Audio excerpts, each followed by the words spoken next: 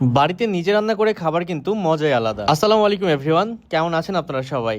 I hope সবাই ভালো আছেন। আজকে রান্না করতে গিয়ে একটা মজার কাহিনী ঘটে গেছে, সেটা আমি বুঝতে পারছি খাবার সময়। তাহলে চলেন কি এমন ঘটনা ঘটলো আপনাদের সাথে একটু শেয়ার করি। আমি রান্না করার জন্য বের করেছিলাম খাসির মাংস, কিন্তু রান্না করতে গিয়ে দেখি যে এটা খাসির মাথার অংশ, কিছু হাড়ের অংশ, এগুলো দিয়ে মিক্স করা ছিল, কিন্তু আমি বুঝতে পারি না। যাই হোক, আজকে আমি রান্না করব লাকড়ি চুলায়, মানে মাটির চুলায় আর কি। তো যাই হোক, এবার রান্নার প্রসেসিং এ আসা যাক। আমি আজকে একটু অন্যরকম ভাবে রান্না করব, মানে ফার্স্টে মশলাটা কষাই নিয়ে তারপরে এর মধ্যে মাংসগুলো দিব। মাংসের মশলাটা কষানোর জন্য ফার্স্টে দিয়েছিলাম তেল, তার মধ্যে দিয়েছিলাম পেঁয়াজ, গোটা গরম মশলা। এরপর পেঁয়াজগুলোকে একটু ব্রাউন কালারের মতো করে ভেজে নিয়ে শুকনো মরিচের গুঁড়া, হলুদ গুঁড়া, লবণ, ধনিয়া গুঁড়া, এরপরে সামান্য একটু পানি দিয়ে আদা রসুন ও জিরা পেস্ট দিয়েছিলাম। এবার ভালো করে বেশ কিছুক্ষণ যাবত মশলাগুলোকে কষিয়ে নিয়ে এবার আমি এর মধ্যে মাংসটা দিয়ে দিব। আপনারা যারা মাটির চুলায় রান্না করা খাবার খেয়েছেন তাদের কাছে কখনোই গ্যাসের চুলা বা ইলেকট্রিক চুলায় রান্না করা খাবার খেতে ভালো লাগবে না। ভালো লাগবে না বলতে বুঝাইছি যে মাটি চুলার মতো করে এত টেস্ট পাবেন না। মাটি চুলায় রান্না করতে গেলে ধোয়া, ছাই, এগুলোরও কিন্তু আলাদা একটা টেস্ট আছে। এই মাংস মানে এই হাড্ডিগুলাকে বেশ অনেকক্ষণ যাবত আমি কষিয়ে কষিয়ে রান্না করতেছিলাম। এই মাংস হাড়গুলা যখন রান্না করতে করতে একটু টাইট হয়ে গেছে,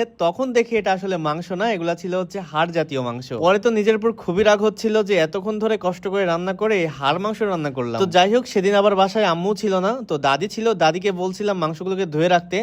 দাদি আর বুঝতে পারে না এগুলো হচ্ছে হাড় মাংস। রান্না বান্না কিন্তু অলমোস্ট শেষ, এখন আমি খাবার খাবো। খাইতে গিয়ে দেখি যে এটা আসলে মাংসের ওই টেস্টটা পাওয়া যাচ্ছে না, যেমন নেহারি বা হাড় টাইপের রান্না করলে যেরকম টেস্ট লাগে না, সেম ওই টেস্টটাই পাচ্ছিলাম। এমনিতে খাইতে কিন্তু ভালোই হয়েছিল।